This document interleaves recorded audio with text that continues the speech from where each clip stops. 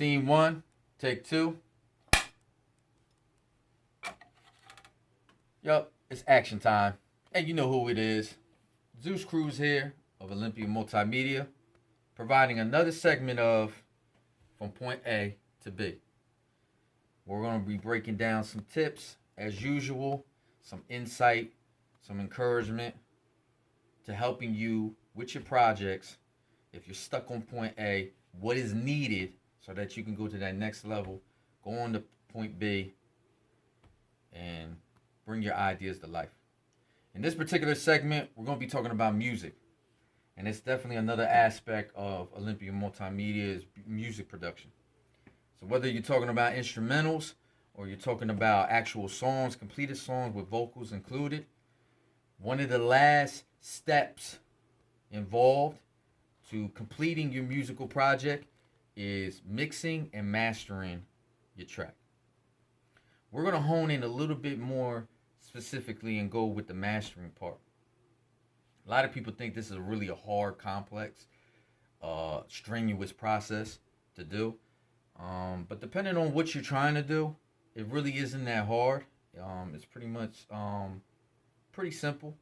You can take your musical files, whether they're in MP3 or waveform formatting, and send it off to another company and allow them to do that. But there's a lot of fees involved and stuff, and it definitely can get expensive. But there is a way where you can do it yourself.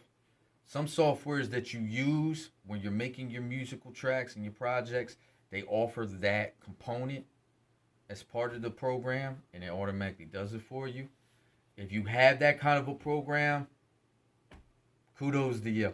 You know what I mean? It definitely makes your process a lot more easier.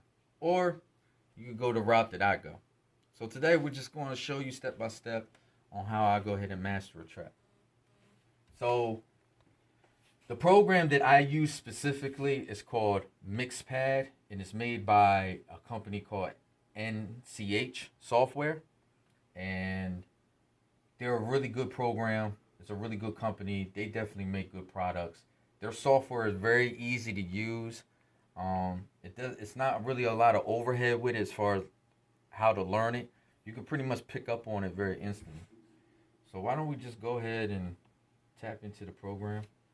And it's pretty inexpensive. Excuse me. They offer it as a flat base rate as far as just buy the program outright. It'll usually cost you, I believe, around the $100 mark. Or they offer the subscription fee, and that can run you every 3 months. They take $24.99. So basically, plus tax, it'd be like $25 and some change. So depending on how your finances are, you can buy the program outright, or you can use the subscription. And then once you do that, it becomes licensed. So everything that you make on there, you own the rights to, so you don't have to worry about any kind of copyright infringements or anything like that. So what we're going to do is, very simply, as you notice here, if you're familiar with musical software, it provides different tracks for you. A lot of people don't understand that a song and a track are two different things. Tracks are what make up a song. They're not two of the same thing. So obviously you'll have multiple tracks to do different things within your audio project. Obviously you'll use one track for your vocals, maybe another track to do ad-libs, maybe another track obviously for the beat, maybe another track for when you add different loops, maybe another audio sample, maybe another synth. You'll probably put that on a different track. Today we're just going to use one track because we're just mastering it.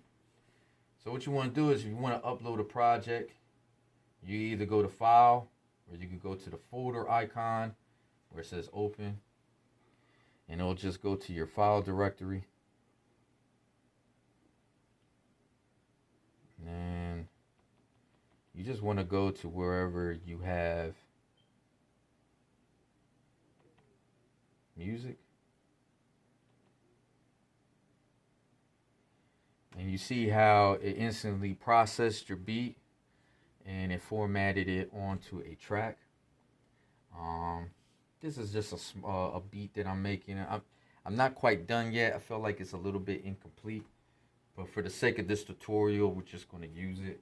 It's a beat that I created called Step Into Paradise. This sort of has like a tropical Caribbean type feel to it.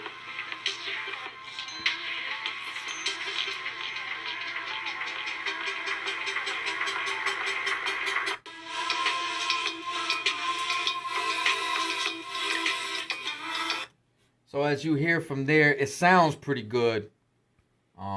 Granted, it's coming out the speaker out of this laptop, but it sounds pretty good from what you heard. So you're wondering, why do I need to do any more to it? But anybody who's very familiar with music and music production, you usually have that natural ear to like, no, this could sound a little bit better.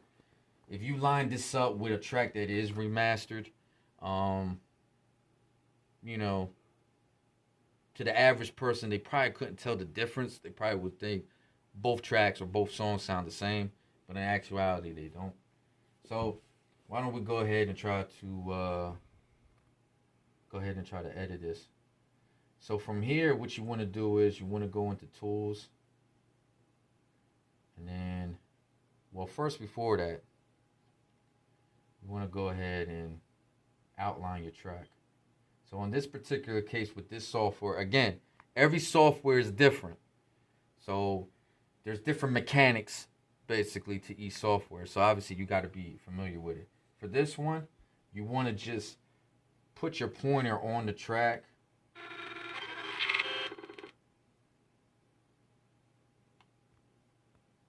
And that's what allows you to go ahead and highlight it. And obviously, you can go as far as you want.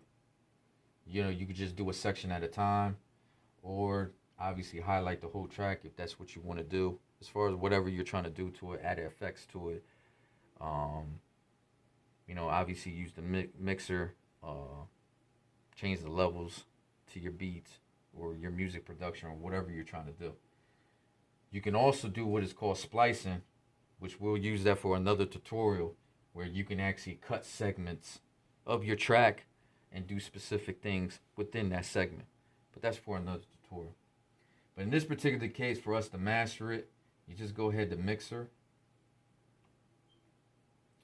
And then you have this icon comes up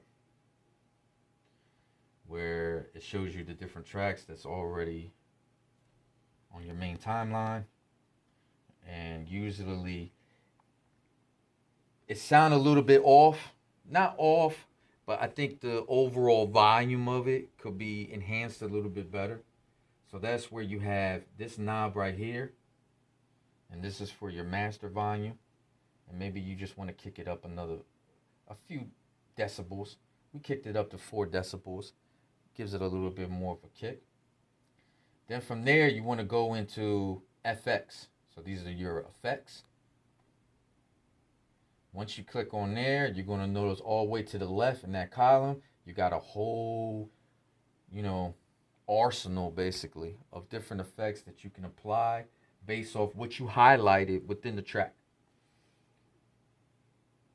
In this particular case, we're going to be using TDR Nova, and that's what I particularly use as a means to master my tracks. And the beautiful thing about TDR Nova, they're a Japanese-based company. It's completely free. So you go to their website, tdrnova.com, and look it up, and you can actually download it. When you download it, it'll be a zip file. Just click on the zip file, and then just, follow the directions. Very quick and simple. It took probably no more than 2 minutes for me to download it. That particular thing is what you consider a VST plugin. So again, we're gonna go more in depth with that in another tutorial. But plugins are basically smaller samples of softwares that you can put into your main software that you use for your music production. And these are exactly what the name says, plugins. You can actually plug it in to your musical project and add the effect accordingly.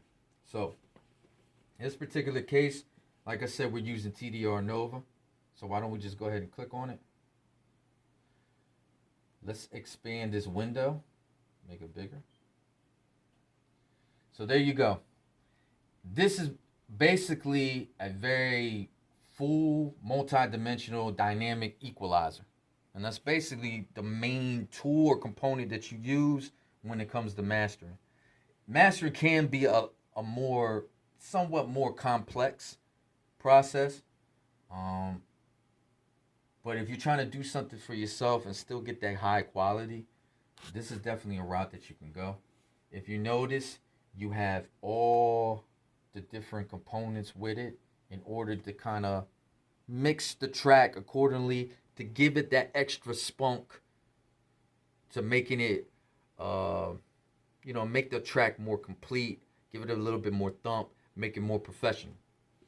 So obviously, it has to set up the manual where you can set it up the way you want as far as your frequencies, the amount of gain that you want to do, how dry you want the mix to be.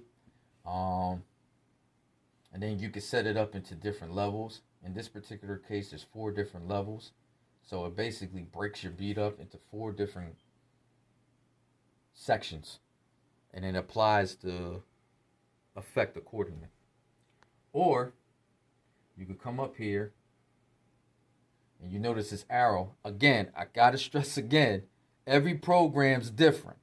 So in this particular case, I'm using Mixpad by NCA Software. But depending on what software that you use, obviously it's going to be a different way of doing things. So you have to get a good understanding of the software that you use. So usually, whatever you're trying to do, you kind of want to stick to one type of software. It is cool to kind of incorporate maybe different types of software, because obviously each company offers something different, but you definitely want to be proficient in one. So this is my choice, but whatever you use, definitely get an understanding of it, and I'm pretty sure you could get the same results.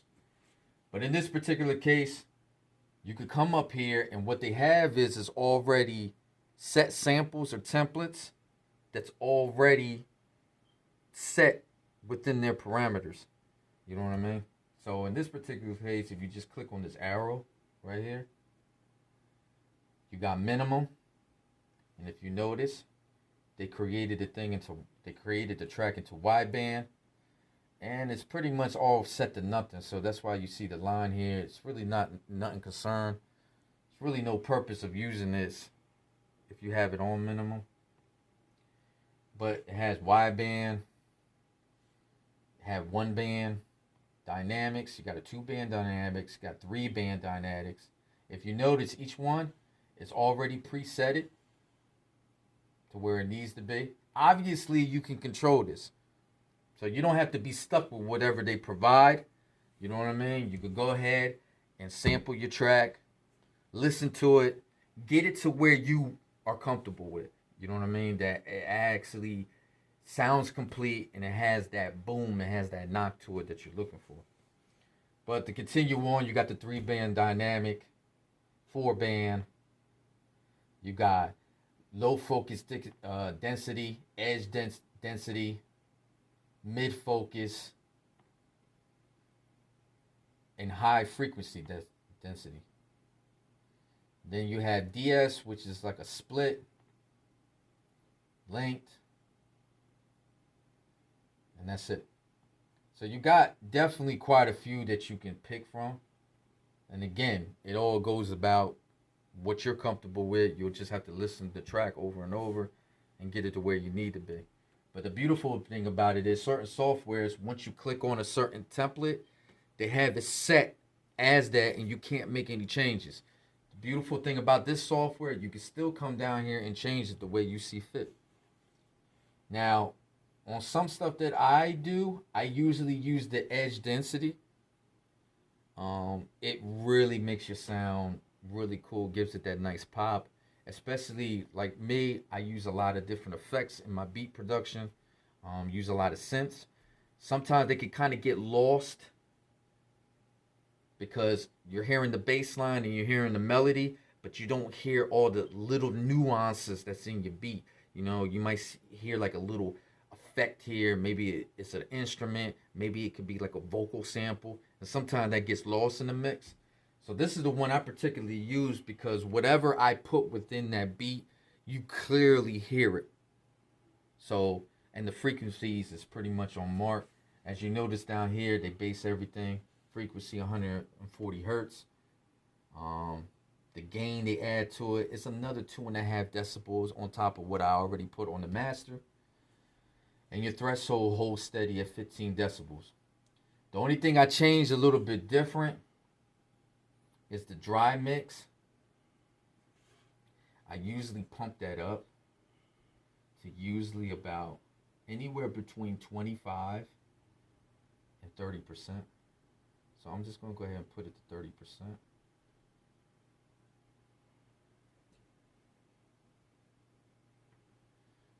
And there you go. And this is basically your wave bands within your beat, and this is how it's going to hold steady throughout the entire beat. So once you have this set up the way you want it, you just clearly just go down here to the left hand corner and you're just going to click add effect. And you know you added it because it will be over here in this column where it says applied effects. So what does this mean because it says TDR Nova twice? Well, the first TDR Nova is the actual template that I pressed on to use that particular setting. The second TDR Nova lets me know that I actually made changes to it. Because if you notice, I increased my dry mix.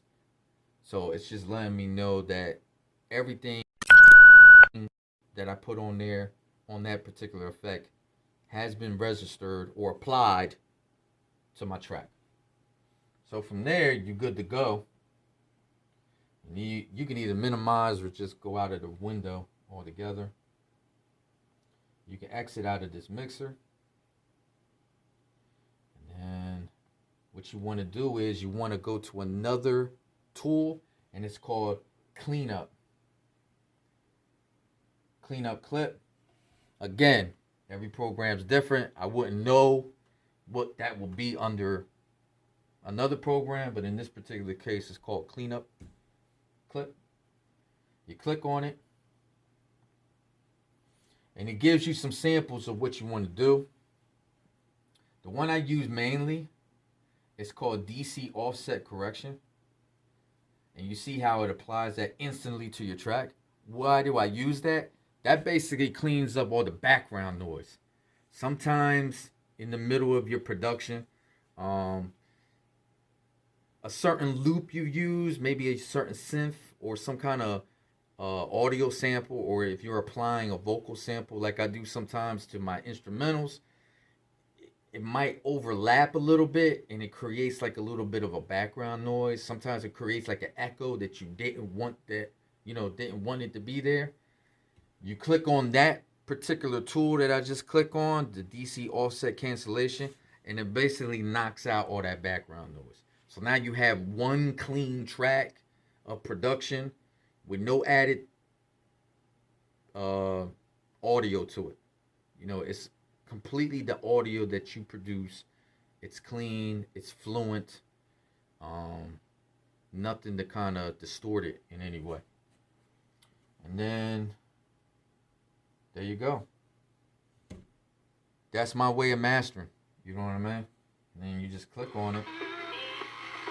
And I don't know if you noticed this from the first time we play it. It just sounds like this beat has more knot, more substance now.